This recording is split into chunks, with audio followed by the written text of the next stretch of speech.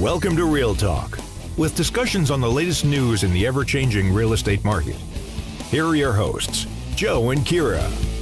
Hello, everybody, and welcome to Real Talk. This is episode 4 already, going crazy on YouTube, all over the internet. Bravo keeps calling us. Bravo called you? Yeah, HBO called me. I had to tell them to contact my agent. So. You have an agent? Yeah. Oh, shit. Yeah, so Bravo's talking to them. Well, we just got back last week. We did a whole segment on Farmingdale. We had a great time in Farmingdale. Yes, good times. We went to a bunch of different places. A lot of places. Definitely check out our video, see where we went. But yes, Farmingdale was a good time. It was really good weather, so it was great. We went to that meatball place. Yes. And we both decided that the meatball that's there, go-to meatball. Like the traditional. Is a 4 to a 5. Not great. Not a great meatball. No. I like the buffalo. We both like the buffalo. We gave the buffalo an 8 out of 10. Yes. And then we went to the Speakeasy. Yes. And that was good. And then we went to Croxley's also, which you can't go wrong. No, good drinks, good crowd. Good, always a good crowd. And it's like a very open concept there. So they have the big garage doors open, especially on a sunny day. It's a good spot to go. But go check out that video to see our full day there. Yeah, it was a lot of fun. We're going to be hitting, like we said, all different towns. We're going to go over that one later with you guys, where we're going. And right now, I'm going to give you a little bit of a sports recap. Yes, give us the recap after all of your talking of the Rangers. Okay, so the Rangers got lucky, and they wound up winning Game 7. They advanced in the playoffs. They're now playing Carolina. But everybody just slow down for a second. They beat Pittsburgh with a third-string goalie for 6 out of 7 games. But tell everyone who scored the goal. And then who? Tell everyone who scored the goal for the Rangers. I don't care who scored the goal for the Rangers. Who scored the goal? You should know. I don't remember. There was a bunch of goals scored. Whatever. But Game 6, Crosby got hurt. He came back Game 7. So they wound up beating Pittsburgh. They got lucky, relaxed. They played a third-string goalie, so they moved on. Now they're playing Carolina. Here are my predictions. You could take this to the bank, take it to Vegas. I am never wrong. Are you ready? Here we go. I am taking Carolina in 5 over the Rangers. I am taking Florida in 6 over Tampa. I know Tampa won Game 1. It doesn't mean anything to me. Tampa is not beating Florida. I'm going with the Flames in 7 over Edmonton. Listen to me. The Flames over Edmonton. And then I'm going to go with Colorado in 4 over St. Louis. That's a no-brainer as far as I'm concerned. St. Louis has Nick Leddy. He sucks. I hated him when he was with the Islanders. He's going to destroy him. They're never going to win a cup, and they're not going to get past Colorado. But tonight, Carolina over the Rangers. I'm never really wrong on hockey. Maybe I don't know, because you were wrong about them losing. I was wrong on that. I was a little wrong on that. But it's fine. The Islanders, on a side note, fired Barry Trotz. All Islander fans are going crazy. Me, You're fine going with crazy? it. Nope. You're not going crazy? I'm fine with it. I didn't like for 2 years. Why? It brings you peace or something? No. So I didn't really like the way Barry Trotz handled certain things on the Islanders for years. I didn't like the lines that he put out there. I didn't like that Komarov was on the first line for a whole year with Barzell. Did not belong there. I don't like the way he treats the young guys, like Wallstrom. There's something up with Barry Trotz. They fired him in Washington the day after he won the Stanley Cup. He comes to the Islanders. Something's up. They fired him after 3 years. So there's something fishy going on There's here. something very fishy going on with him. Okay. So I am kind of happy he's gone. Lane Lambert, the assistant coach, took over. I think it's a great move for the Islanders. New fresh start. Fresh start. He knows the players. He knows the system. Right. I'm happy with that. Okay. So Ranger fans, enjoy your little first-round victory. You ain't getting anywhere. It doesn't really matter. Sorry, Rich Amato. I know you're a big Ranger fan, but see you later. You guys are out soon. All right, let's transition. Baseball. So the Yankees are 27-9 as of today. The Mets are sitting at 24-14. The Mets are the best team in New York. I know the Yankees think they are. But there's a few things I wanted to tell you, and I want to surprise you a little bit. You have no idea about this, but we have a very special guest coming in, and he's a Cy Young pitcher for the New York Mets. News to me. I know. He's going to be a staple on this set every single week. Is he about to walk in? He is. Everybody take a look over there. Ladies and gentlemen, Cy Young pitcher Jacob deGrom is here to join us. Oh Everybody. I mean, this is big, big news. He came to the set. Wow. How you doing, Keara? Thanks for coming. Oh, you're welcome. I'm so glad to be here today. Oh my This God. is honestly a thrill to have you, Jacob. Oops, sorry.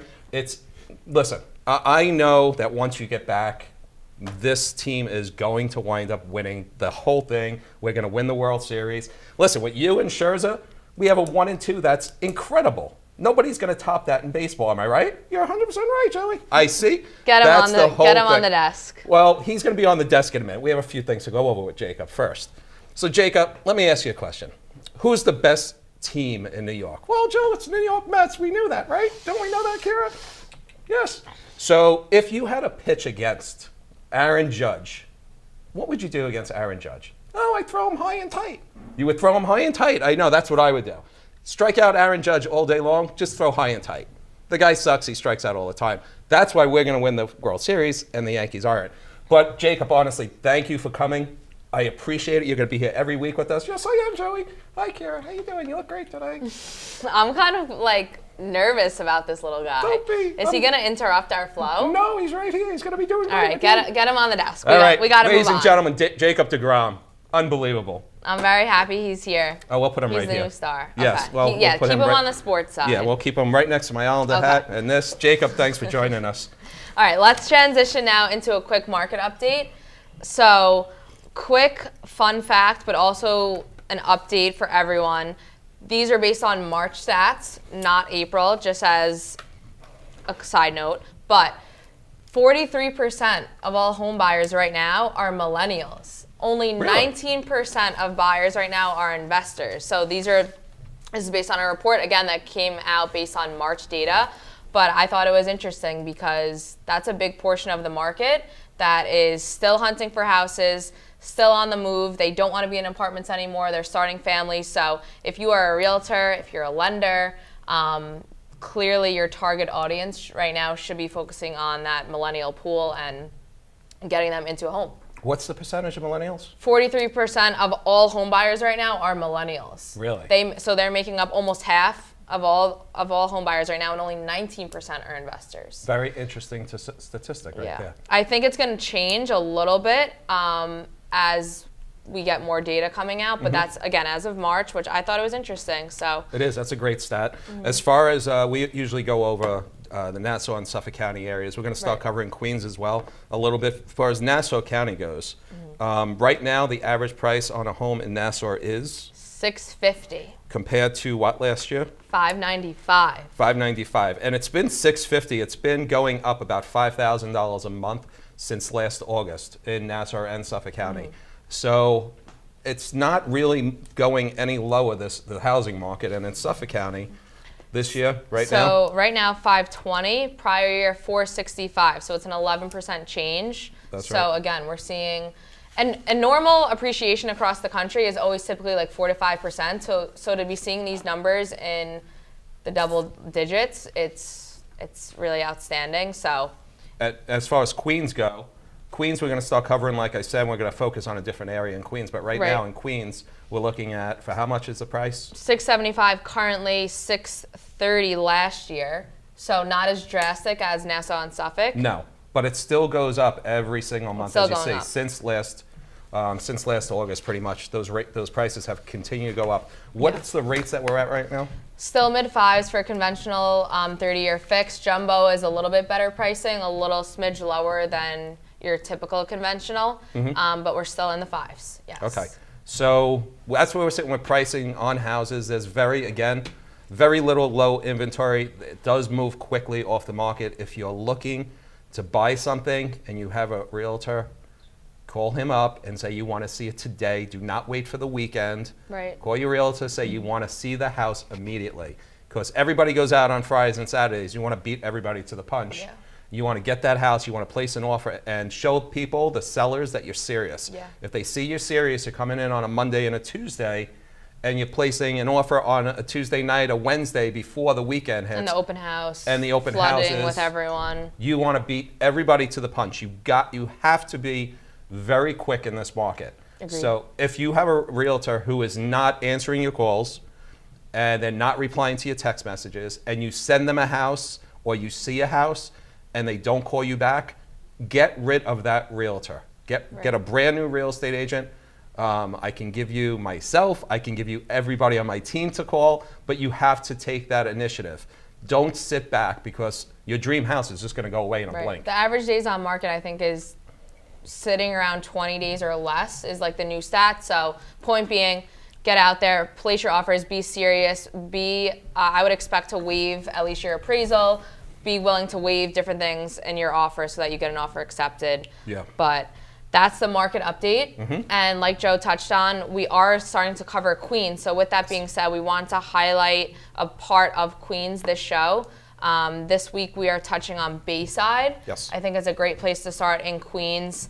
Again, a great area because of the fact that you have tons of restaurants, bars. You're super close to Manhattan, so you could do the commute very easily, while also if you had to go out to Long Island, either Nassau or Suffolk, you're kind of in that middle ground of you can be in the city really quick, or you can go out on the island, enjoy the beaches as well. Yeah, right now in Bayside, there's 81, as of today, there's 81 homes for sale in Bayside, and they range from 800,000 up to 2.9 million. So 81 sounds like a lot of houses, but I want you to keep this in mind. Not everybody has a $2 million budget. Not everybody has a $1.5 million budget. Right. So let's say you're looking at around $800,000. That now 81 homes is going to get squished down to maybe 10, 15 homes tops. So again, urgency. 81 homes, don't look at it that way. Look at it as what's in your price bracket, what you can afford. And those are the houses that you have to target, and you have to target them quick. Right now, the average price of a home in Bayside is? Current year is $565.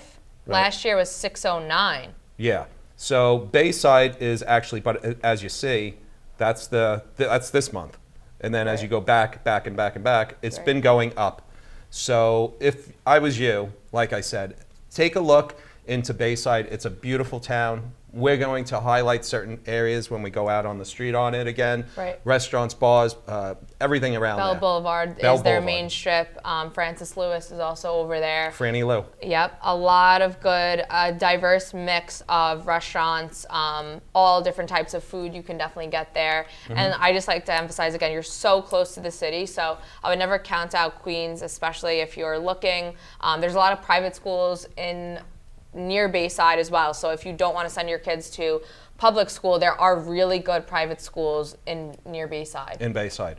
And it's close, like you said, to everything. Exactly. You're not far away from the city. You're right near the water. You're right near everything. So you could jump in the city and be there in 10 minutes, really. And Bayside, there is also a lot of condos and co-op options. Yes. So if you aren't ready for a house and all the maintenance that comes with the house, and you want something more of like a middle ground, but you still want to buy and build equity, you can still.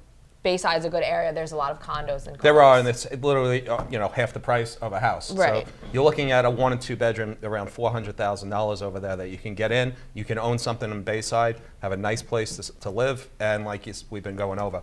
Hey everybody, welcome back to part 2 of Real Talk. We had an interesting guest. I do meetings with my team every week, and Keara decided to pop in on one of my meetings. I did get to pop in. Yes. I gave a quick little presentation, some educational material from the lending side for Joe's team, but I did end up staying for the whole meeting, and to my surprise, I was able to see Joe's training style and how his team operates. It was actually very interesting, and I was really impressed. Thank you very much. I was not expecting to stay for the whole meeting, so I will start with that. But I'm happy I did. So the way, and I'll let Joe take over, but the way that his team has their meetings is very much popcorn style. So everyone's involved. No one gets away with not being involved. No. Everyone has to speak. Everyone has to play their part, and they do different role playing of different scenarios for the different cold calling that they do. And everyone kind of does a review of each other. So it's very straight to the point, and you're being put on the spot, which I think is very unique compared to how other realtors are trained. So why don't you give a little bit of your input? So, as I've said before, I was a financial advisor for years, and I used to run brokerage firms, and I'm the guy who gave the morning meeting. So on the team, we have 5-6 people right now. Also, Damon Lazar came from the finance industry, so he knows how the meetings go. if you ever saw movies like Wolf of Wall Street, Boiler Room, all those movies. Everyone's sitting around a table. Yeah, I mean, pretty seats. much when you see like Jordan Belfort give the morning meeting, all that stuff is basically what I did as well. Right. So it was a lot different back in the day because I was dealing with a bunch of kids in their 20s, usually in their 30s. Right. And Very green, right out of college. And I created, my goal was to make them absolute animals and killers on the phone. Right. So I have a background, obviously, in sales. So how I run a sales meeting or Your team. my team meetings is a little bit like that, but I have to tone it back a little bit because I'm not dealing with, it's a different style, it's a different pitch. Right. When you're selling stocks, especially back in the day, it was more of an aggressive approach. Right. When you're working as a real estate agent, this is more, you're actually providing a service that the person wants. Right, and you have to be like a little bit warm and fuzzy to the client to make sure that they feel comfortable with you. Right. So the thing about, and I've told this story and I've told you and I tell everybody from my meeting, when I watch the YouTube videos of different people, how they pitch, and they come on YouTube and they have millions of followers and they show people, this is the pitch, and they'll show an example of them calling an expired lead. And me and Damon laugh at this all the time because you can sit and call somebody, and I said it on the podcast, you can sit and call someone from in Tennessee and Ohio. They're going to answer the phone. They want to speak to you. This is New York. This is a totally different ballgame. Right. When somebody calls me up, I don't like you. I don't want to talk to you. Right. I'm too busy. I got things to do. Time is money in New York. So the way I teach a pitch, and if it's expired, it's just FSBO, whatever it may be, is I teach the very basic straight line pitch, which is the open, the middle, and then the close. Right. So I have to teach everyone the rebuttals, what to say when the person's going to be on the phone, if they're in a hurry. Voice tone is very important. Right. But adding their personal flair as well. Right. I give them a script, and the script is a guideline. You're not supposed to stick to that script to a T. You're supposed robotic.